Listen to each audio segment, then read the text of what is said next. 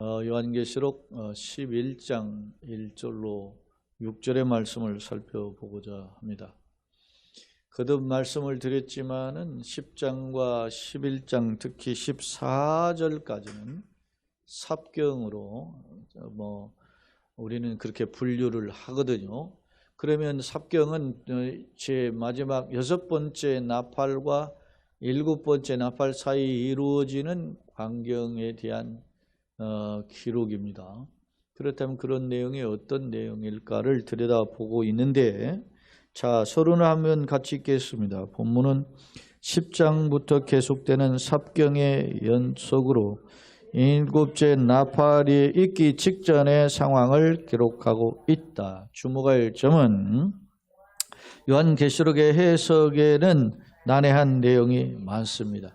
그래서 칼빈의 경우는 요한계시록의 주석을 붙이지 않을 정도로 매우 조심했었다라는 겁니다. 계시이기 때문에.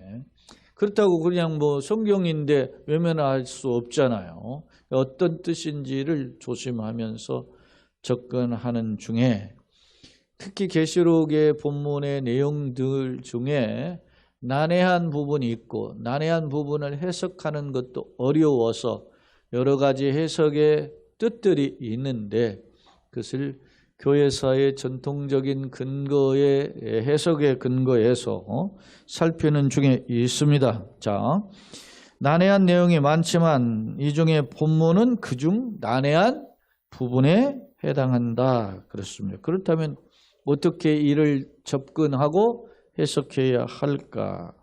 앞서 요한이 먹은 작은 두루마리가 있었죠? 그 작은 두루마리를 갖다 먹었더니 입에는 달지만 배에는 썼습니다. 그런 두루마리 책이 있었어요. 작은 두루마리는 많은 사람에게 예언할 말씀을 가리킨 것으로 환난기의 교회가 감당할 임무와 상황을, 임무는 뭐고 그 당시 상황은 어떨 것인가에 대한 내용을 기록하고 있다라는 것입니다. 앞서 10장에서 천사가 보니까 큰 소리 나는 이제 가운데 두루마리를 가져다가 먹어라, 그리고 임봉하고 기록하지 말아라, 이런 표현을 하면서 그걸 갖다 먹었더니 입에는 달지만 배에는 썼다는 겁니다. 그러면 뭐냐? 말씀을 받아들일 때는 당시에는 기쁨이 있지만 그러나 그 말씀의 실현 과정 때문에 고난이 있다, 이런 것을 상징한다라는 점을 지난 시간에 말씀을 드린 바 있어요. 도대체 뭘까? 한번 결론의 내용을 한번 잠깐 보겠습니다. 이따도 한번 살펴보겠지만은, 앞서 요한이 먹었던 입에는 달지만 배에는 쓴 작은 두루마리는 무슨 뜻일까? 한번 생각해 본 거예요. 자, 본문은 그 내용을 설명하는 부분에 해당하는데, 성전의 측량과 두 증인, 오늘 제목도 성전의 측량과 두 증인이잖아요. 그 내용으로 기록되어 있어요. 자, 본문의 성전 측량과 두 증인에 대한 환상은 이를 현실에 적용하다. 이를 현실에, 두루마리를 갖다 먹었더니 입에는 달지만 배에는 쓰던 그것이 현실적으로 드러나는 것임을 보여준다는 겁니다. 예를 들면은 두 증인으로 묘사되어 있는 전도자들의 증인, 1절로 6절에 이 두 증인이 나와요. 그 중에 3절, 6절이 두 증인인데, 이 두 증인은 하늘에 소위 말하면 보냄을 받는 일종의 사자로 표현된 거죠. 근데 이들이 이제 전도자들을 이렇게 소개했는데, 증언과 이제 우리가 읽진 않았지만 7절에 보면은 무저경에서 이제 증인들이 증언을 마칠 때 무저경에서 올라온 짐승이 올라와요. 그리고 싸워요. 그리고 그 두 증인을 어떻게 합니까? 죽여요. 누가? 무저경에서 올라온 짐승들이. 앞서 무저경에서 올라오는 짐승 우리가 보았잖아요. 그러니까 사탄의 하수인이 무저경에 올라온 짐승인데 두 증인을 일종의 죽입니다. 근데 죽여서 막 쾌제를 부르는 거죠. 앞서 두 증인은 교회를 향한 증인들이니까 하나님에 속한 권속을 상징한단 말입니다. 근데 죽임을 당해요.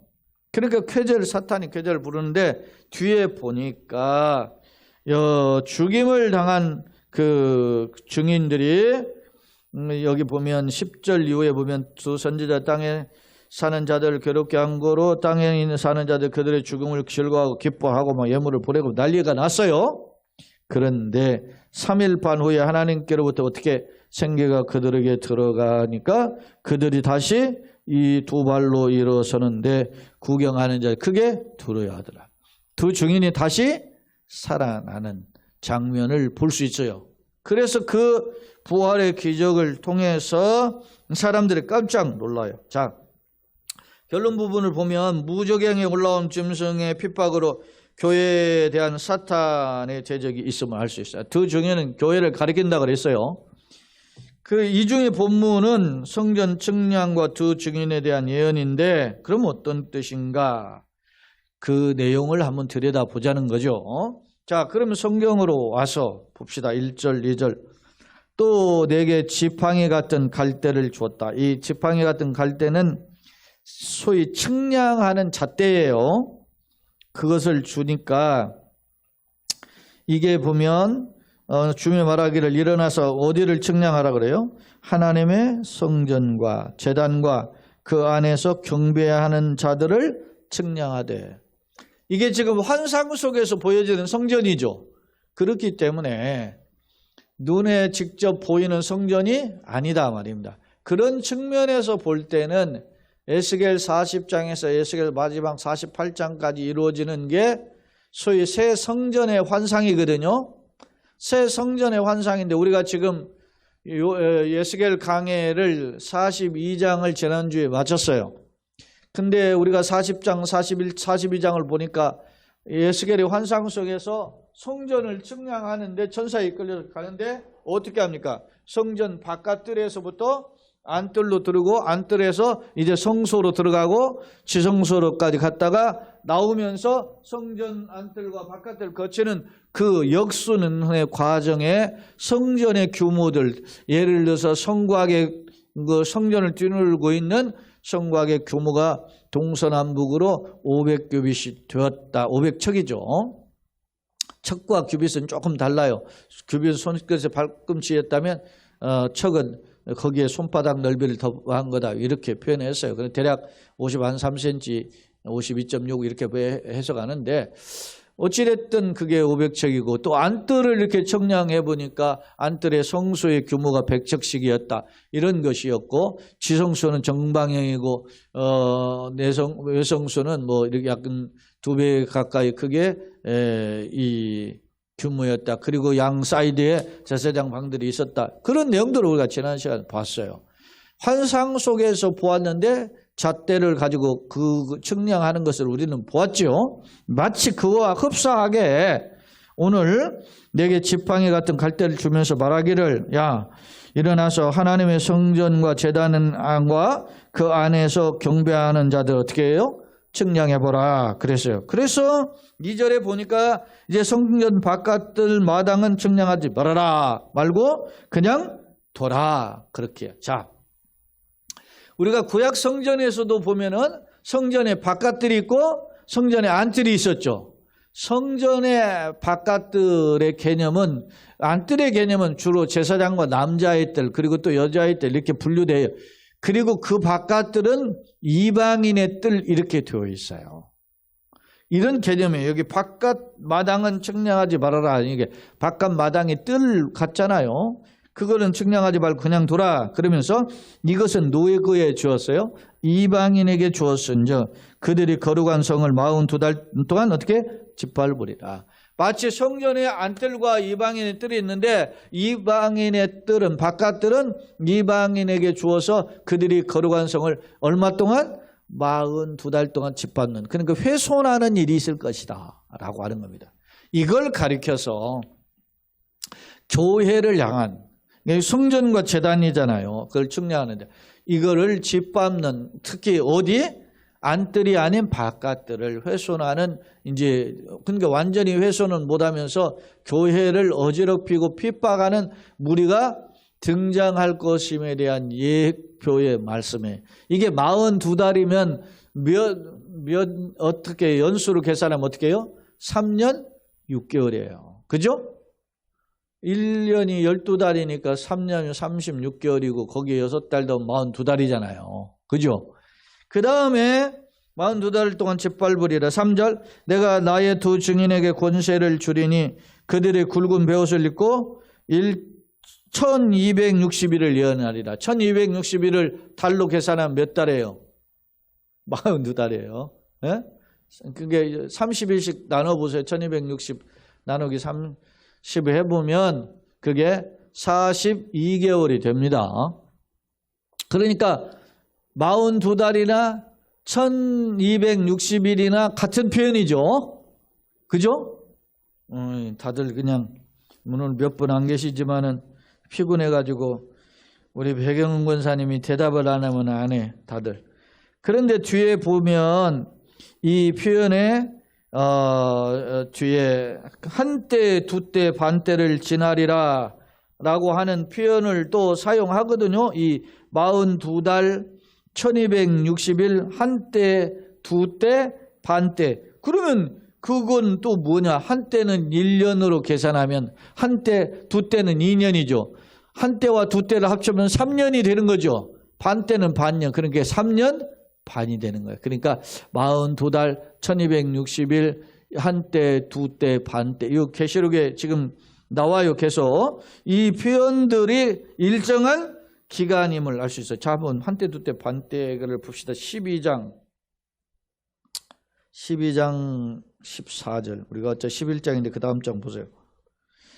그 여자가 독수리의 두 날개를 받아 광야 자기 곳으로 날아가서 거기서 그 뱀의 낯을 피하여 어디에? 한때와 두때와 반때를 양육받는다. 그랬죠? 이 한때, 두때, 반때가 이 계시록에 이제 이 반복 두 번 반복해서 나오는데 이게 결국 3년 반 이런 개념임을 알 수 있어요. 그래서 이제 요한계시록에 주석을 붙이는 학자들은 이 환란, 대환란이라고 하고 환란인데 큰 환란이다. 그래서 대환란인데 앞에 3년 반 환란, 전 3년 반 환란, 뒤에 후 3년 반 환란, 그래서 7년 대환란 이런 말 들어보셨죠? 예? 근데 이 표현을 세대주의 학자들이 주로 많이 사용해서 제가 그냥 7년 대환란 뭐 이런 표현을 잘 안 써요. 안 쓰는 이유가 왜냐하면 세대주의적인 냄새가 날 것 같아서. 왜냐하면 세대주의는 이단은 아닌데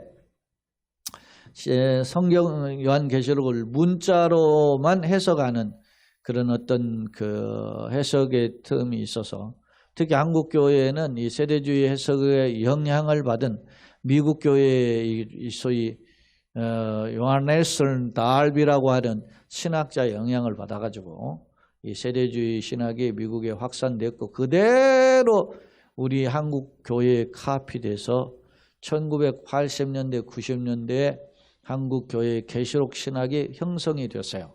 그래서 제가 별로 이 세대주의 신학을 별로 좋아하지 않아서 잘 사용하지 않는데 어찌됐든 그렇게 해석한다는 겁니다. 그래서 저는 뭐 큰 환란 이렇게 표현은 했지만 대환란 뭐 이런 표현 뭐 7년 대환란 이런 표현 잘 안 쓰는 이유도 그렇게 했는데 어찌됐든 뭐 이런 의미에서 대환란의 날짜 개념이 있다는 거예요. 자, 다시 성경에 돌아와서 자, 성전 바깥마당 측량하지 말고 그냥 돌아. 2절 이것은 이방인 두었으니 그들이 거룩한 성을 42단 짓밟으리라. 그러면 3절 내가 나의 두 증인에게 권세를 주리니 그들이 굵은 베옷을 입고 1260일을 예언하리라. 이렇게 표현했어요. 42달 1260일 같은 표현의 반복임을 알 수 있어요. 자, 그 다음에 이제 3절로 6절인데 앞서 이제 2절, 3절까지가 1절, 2절이 성전을 측량한 내용이라면 이제 3절로부터는 두 증인, 하늘에 속한 두 증인이 권세를 가진 증인이죠. 그 증인이 어떤 활동을 하는지 봅시다. 3절 1260일 예언하는데 그들은 4절 이 땅의 주 앞에 서 있는 두 감람나무와 두 촛대를 상징한다. 두 감람나무와 두 촛대의 개념은 스가랴 선지자의 스가랴서도 예언서 이런 환상 속에서 주어진 거거든요. 특히 스가랴는 성전에 대한 환상을 보여준 게 소위 소선시서 중에서의 스가랴 환상이에요. 근데 그 스가랴 환상에서도 보면 내가 두 감람나무를 이렇게 세운다 그랬잖아요. 여러분 기억하시나요? 스가랴에 보면 이는 힘으로 능으로 되지 않은 오직 여호와의 신, 여호와의 영, 성령이죠. 성령으로 되느니라 그런 표현이 있죠. 그래서 그 수룹바벨과 두 감람나무는 거기에서 활동하는 여호수아임을 알 수 있어요. 여호수아는 대제사장 여호수아예요. 이 당시가 뭐냐면 이 바벨론에서 포로를 하던 사람들이 70년이 차서 바벨론에서 돌아오거든요. 돌아올 때 총독이 누구냐면 수룹바벨이고 그 당시에 제사장, 대제사장의 역할, 신분이 누구냐면 여호수아예요. 그들이 와가지고 이제 성전을 건축하려고 왔는데 어떻게 합니까? 그 당시 토착민들이 생각해 보세요. 70년 동안 나라가 망하고 끌려갔잖아요. 물론 끌려가고 완전히 망하고 난 뒤에 끌려간 50년 텀인데 그동안에 누가 삽니까? 그 땅에 비류들이 살게 되는 거예요. 그래가지고 와가지고 보니까 우리가 살고 있는데 예루살렘 성전을 건축한다고 하니까 어떻게 이 사람들이 불안할 거 아닙니까? 이스라엘이 자기네 고향 땅 돌아와가지고 성전 건축한다. 불안하니까 뭐 합니까? 자꾸 회방을 놓는 거예요. 오늘날 지금 팔레스타인에 일어나는 일은 아무것도 아니야. 지금도 난리잖아요. 지금도 지금은 서기 135년에서 138년. 학자들, 어떤 학자는 135년, 어떤 학자는 138년. 하드리아누스 황제에 의해서 완전 이스라엘을 완전 유대인들 쓸어버려가지고 내쫓아버렸어요. 왜냐? 하드리아누스가 야 유대인들 할례 받지 마. 할례 하지 마.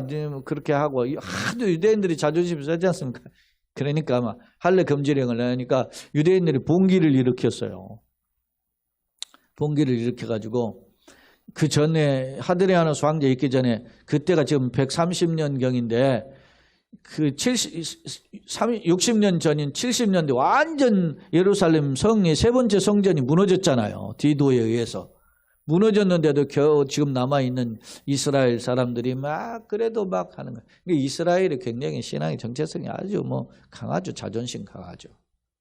그러니까 그들에게 할례 금지령을 내려니까 이스라엘이 봉기를 일으킨 거예요. 유대인들이 봉기를 일으켜가지고 저항하고 실제로 노마인들을 거기에 총독이나 이런 것들을 싹쓸이 해버린 거예요. 불안했어요. 그래가지고 유다 왕국을 세웠다 이렇게 하고 있으니까 로마의 황제인 하드리아누스가 화가 나가지고 군대를 보내가지고 철저히 짓밟아버리니까 그게 어떤 학자는 135년 어떤 사람은 138년 이렇게 보거든요. 그리고 나서 그 영토에 유대인들은 다 쓸어버리고 없애버리고 못 살게 만들어버리고 거기에서 이 명칭을 시리아 팔레스틴이라고 명칭을 불렀던 거예요. 그리고 나서 2차 세계대전에 히틀러에 의해서 유대인들이 짓밟힘을 당하다가 이제 전승국들이 미국을 비롯한 유럽 연합국, 영국 이런 연합국이잖아요. 그런 자들이 그러면 유대인들이 이렇게 고난 당했는데 자기네들 고향의 조상들을 약속을 따라서 고향에 돌아 보내주자 해가지고 1948년에 이 현재 가나안 땅 팔레스타인 땅에 와서 독립국가를 세워준 겁니다. 그 땅이 그러면 놀고 있는 땅입니까? 그냥 팔레스타인인이 그동안 약 한 900년 동안 그 땅에 살고 있는 사람들이 있었던 거 아닙니까? 그 어느 날 갑자기 말이지 이스라엘이라는 나라가 세워지고 이게 뭐야 아브라함부터 세워진 약속의 땅이라고 하면서 이게 니네 땅이야 하니까 싸우기 시작한 거죠. 유대인들이 그때는 힘이 없지만 근데 결사적으로 모여가지고 막 팔레스타인을 몰아내기 시작한 겁니다. 미국의 후원을 받고 그런 하다 보니까 점점 이스라엘이 세진 거죠. 그러다가 이 팔레스타인을 돕는 주변의 국가들이 또 다 아랍 아닙니까? 그런데 그중에 가장 또 힘이 센 국가가 당시로는 이집트란 말이죠. 이집트와 전쟁이 있는데 6.1 전쟁 안에 그냥 묵사발되고 빼앗긴 땅이 어디냐면 가자예요. 지금의 가자. 가자 지구가 6.1 전쟁하고 빼앗긴 땅이라 이게 애굽이 이집트가. 그래서 그걸 점령지구인데 거기에 누구를 정착촌을 형성해서 이제 거기에 팔레스타인을 살게 하고 동쪽에는 요단강에 갈릴리부터 사해바다까지 요단강을 끼고 있는 동쪽에는 지금 서안지구라 하죠. 그곳에 예루살렘 일부만 들어가 있어요. 예루살렘을 비롯해서 베들레헴 이런 것들은 전부 다 이런 도시는 지금 다 어디 팔레스타인 땅에 지금 팔레스타인이 자치구구에 들어가 있어요. 근데 팔레스타인이 이 두 곳으로 분류되어 있잖아요. 한쪽은 서한 지중해 연안인 가자지구 그리고 하나는 왜 서안이냐면 가나안 요단강 서편 지구의 지구라 해서 거기에는 가자지구보다 땅이 몇 배 커요. 근데 그곳에서는 주정부 이 팔레스타인 정부가 있고 거기는 온건파예요. 이 가자지구는 강경파고 그렇게 하는 거예요. 그러니까 끊임없이 누가 선이 아니에요. 이스라엘의 선도 아니고 많은 사람은 착각이 기독교인들 중에서 다수는 이스라엘의 선이고 팔레스타인의 악이라 이렇게 생각하는데 절대 그렇지 않아요.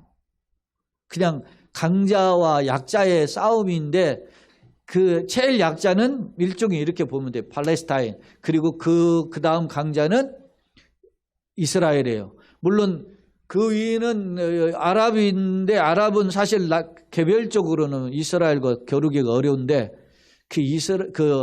여러분 이스라엘이 그 조그만 땅에 우리 남한에 따지면 전라남북도 땅보다 조금 커요 이게.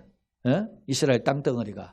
그 땅덩어리가 조그만하지. 그러니까 요즘은 얼마나 미사일이 발달됐습니까? 쏘면은 지금 이스라엘의 텔아비브인데 이 텔아비브가 성경에 나오는 요파 바로 위에 붙어있는 도시예요. 사실 요파와 같다고 보면 되는데 예루살렘은 이스라엘의 수도로 할 수 없어요. 거기에는 세계 3대 종교가 다 있는 거지.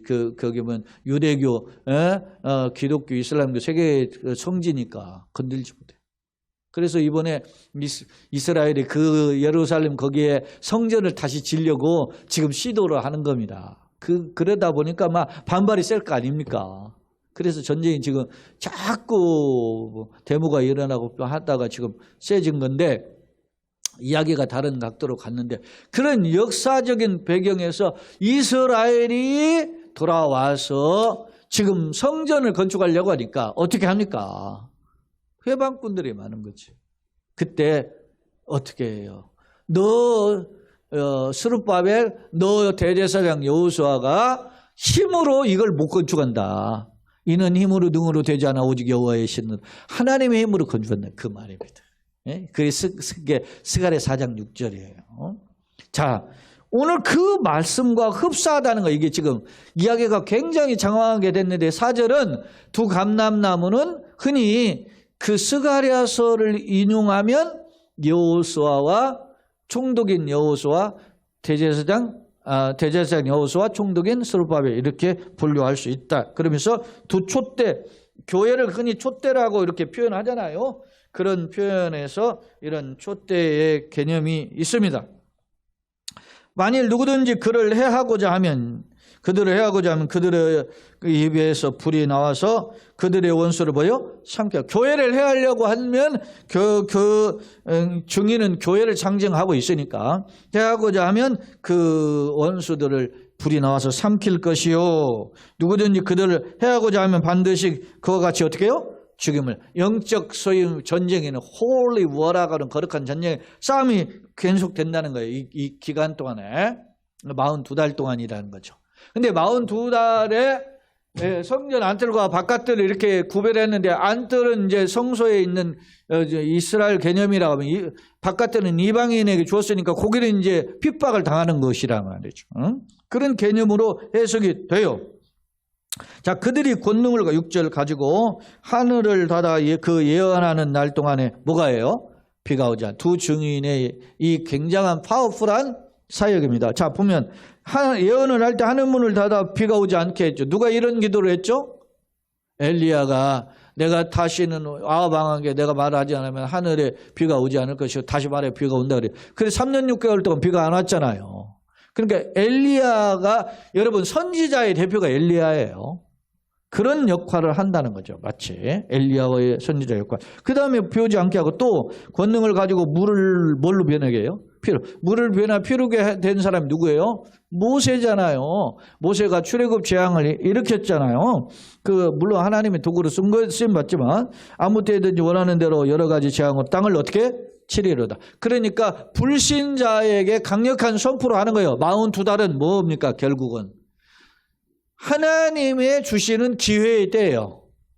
환난의 때지만 회개의 때이고 기회의 때임을 알 수 있어요.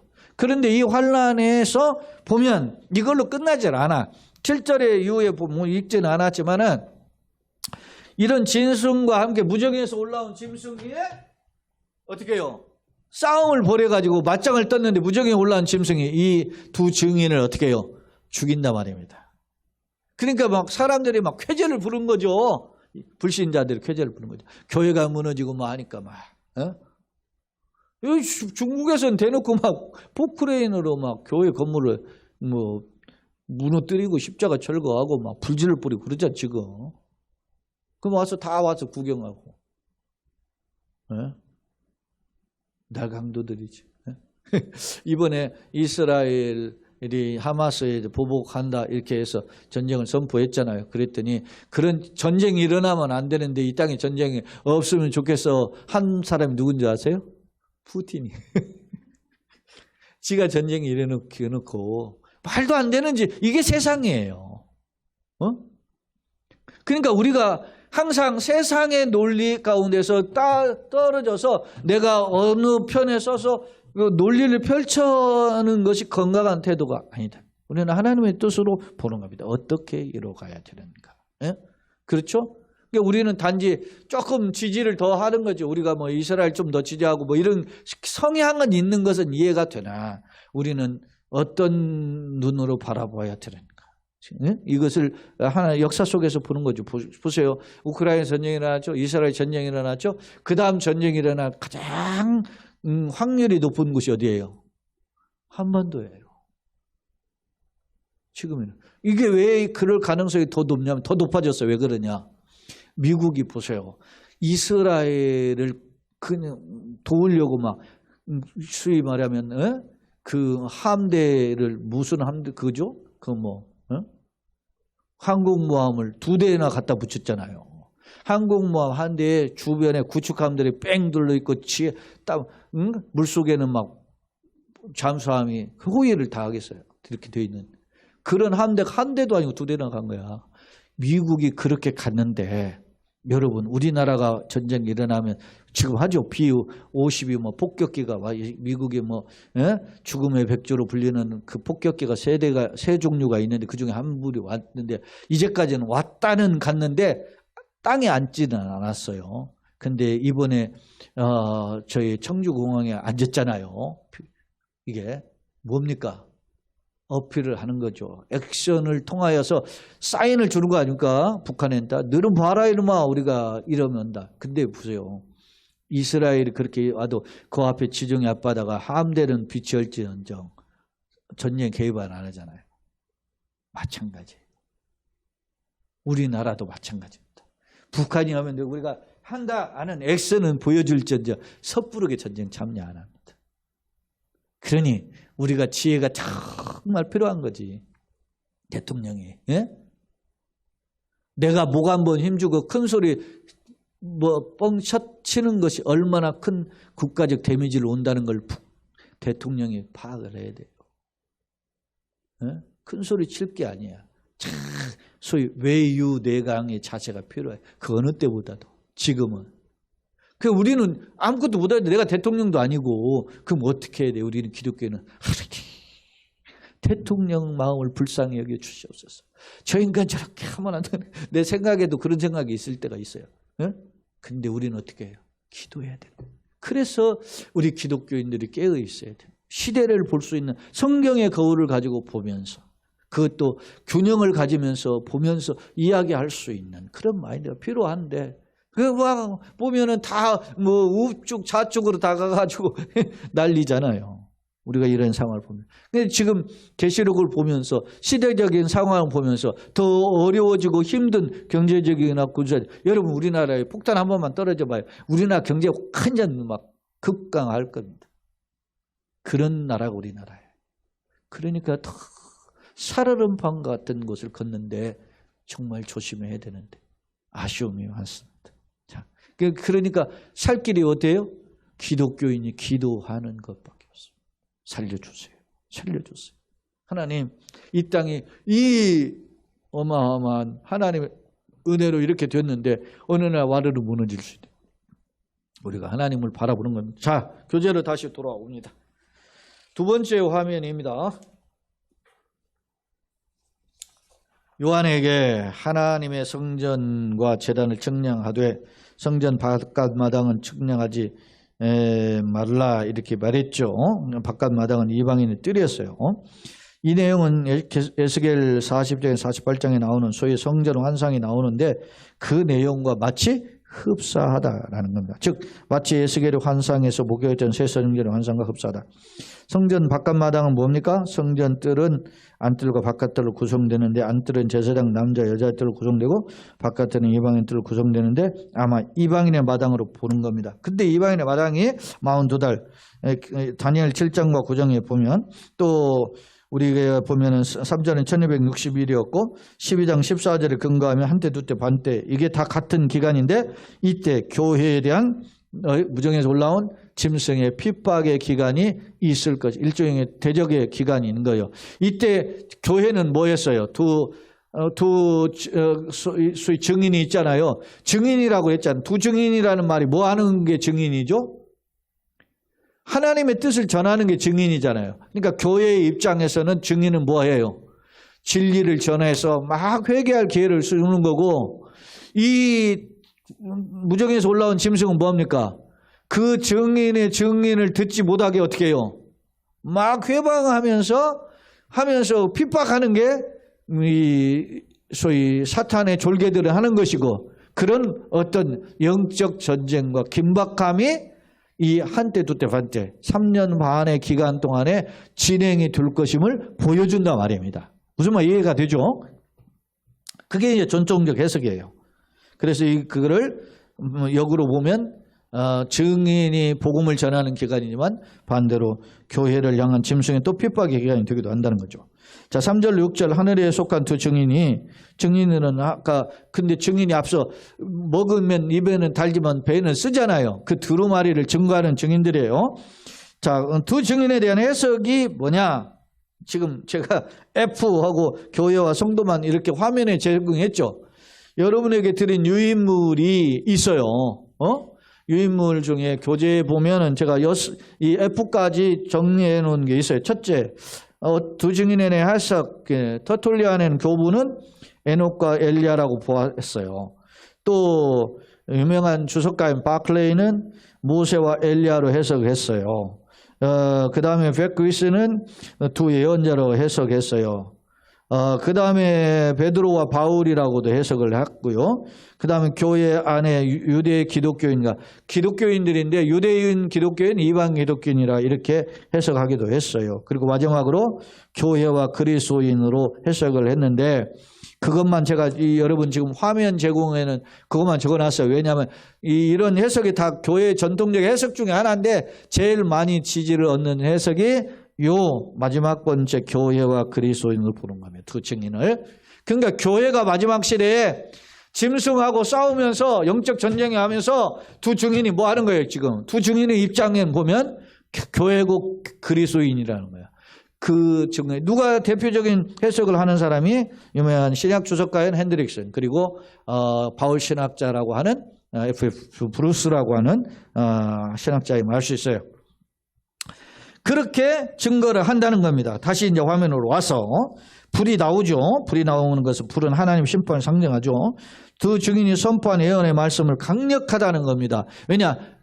여러분 똑같은 하나님의 말씀에도 강력한 마지막 때이니까 심판을 선포하는 말씀이니까 불과 같은 선포임을 알 수 있어요. 그래서 선포한 말씀을 가리키고 원수를 삼켜버린다.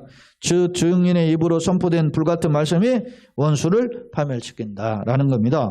6절 두 증인의 권세를 설명하는데 모세의 출애굽 10장에 대한 내용, 엘리야의 기도로 비가 오지 않은 게 비슷한 내용이 마지막 시대에 교회에 주시는 권세임을 알 수 있다는 겁니다. 자, 세 번째 화면입니다. 성전 측량과 두 증인의 환상에 대한 내용을 좀 더 설명을 했어요.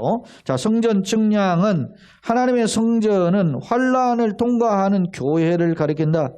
유명한 주석가인 매튜 헨리가 그런 표현을 했어요.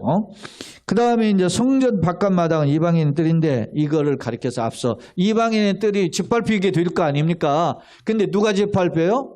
여기에 보면 누가 짓밟히냐? 이방인의 뜰에 있는 사람. 그것이 교회는 오는데 어디만 밟아요?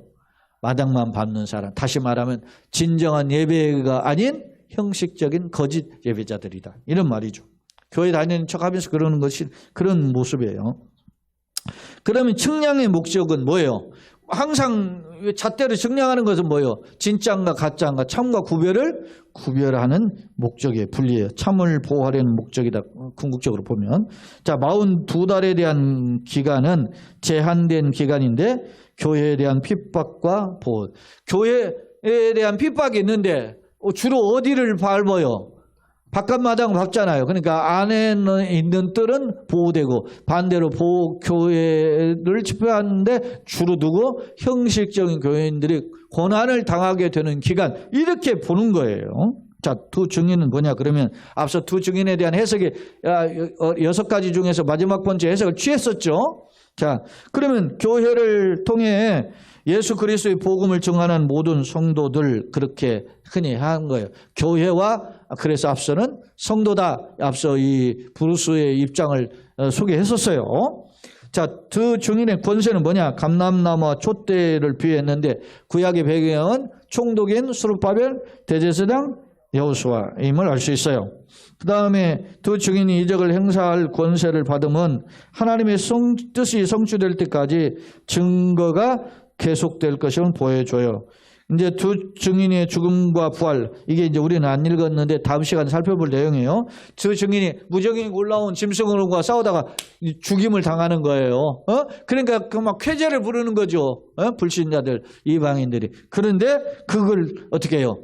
하나님이 살리십니다. 그 깜짝 놀라는 거예요. 사명완수 무적행의 짐승에게 순교당하고 시체가 방치되는데 사탄과 추종세들이 밖으로 교회가 모욕을 당하고 사탄 세력은 승리한 것을 막 착각하면서 쾌제를 불러요. 그러나 사흘 반, 짧은 기간이죠. 사흘 반의 기간은 일정 기간이 지나면 생기가 그들에게 들어가서 마치 에스겔의 골짜기에 마른 뼈들이 생기가 들어서 일어나서는데 그렇게 큰 데가 되는 것처럼 부활을 통해서 하늘 초청을 받고 이제 구름 타고 올라가는 거예요. 이제 어떻게 해요?